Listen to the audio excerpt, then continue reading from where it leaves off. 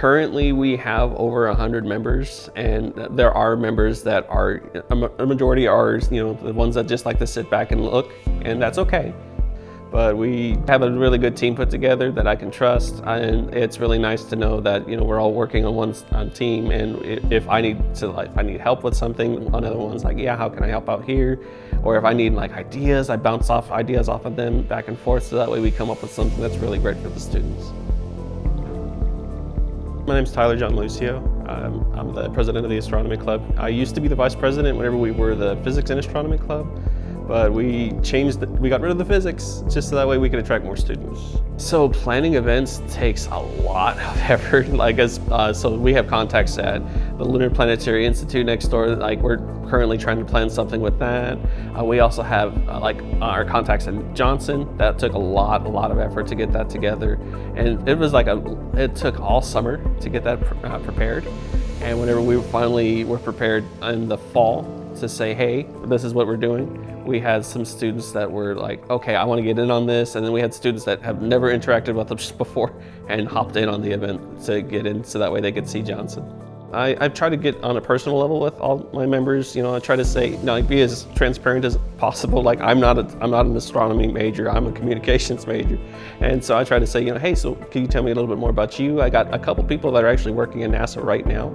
So it's pretty cool to be able to have these people that are already there and give us sort of insights. So that way those students that are interested in going towards Johnson or even anywhere else in NASA, so they can get sort of an inside view of what it's like in there.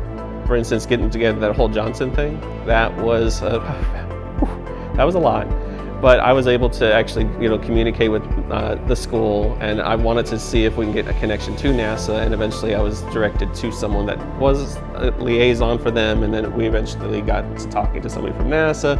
And then from there, all sorts of planning for international students, those with special accessibility needs, we assisted with as well. And so, because I really wanted everybody to come, and I didn't want it to feel like it's just for the astronomy majors or anything like that. No.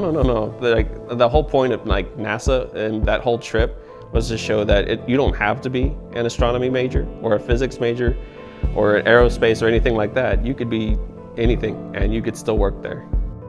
I know it's just probably me griping, but we have a lot of students that love sitting in the back and just sort of viewing in and don't participate, and that's okay. That's absolutely okay. We're built so that way if you want to just sit there and you want to watch, you absolutely can. We have all different kinds of people posting their work.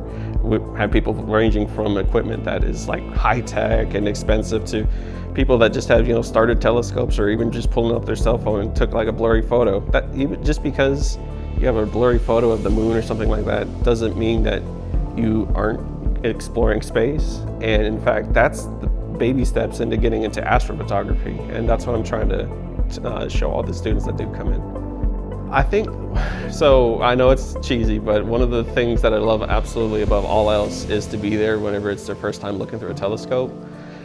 Whenever I first looked through it, it was wow.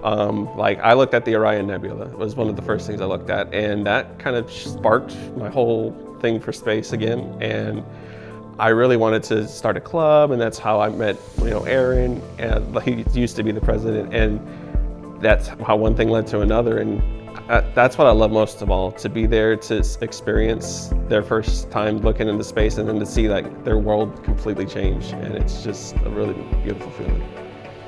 It's really cool to be basically in the backyard of NASA and to be able to explore it with all the different students, and then to show them that you don't need to go to the expensive tour to see really cool things. There's a rocket park that you can go to. There's even free things that you could see just sitting on the outside of Space Center Houston. We didn't get to the moon by just it didn't work, we give up.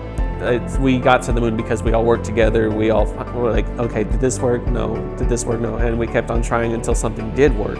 And so that's what's keeping me going, because I'm not going to stop just because they don't participate or they don't join in on the meetings or anything like that. I'm going to find something eventually that does work. And whenever it does, it's going to be as emotional as it was whenever all those people just started flooding in for International Observe the Moon Night. And I'm really hoping to capture lightning in a bottle again someday.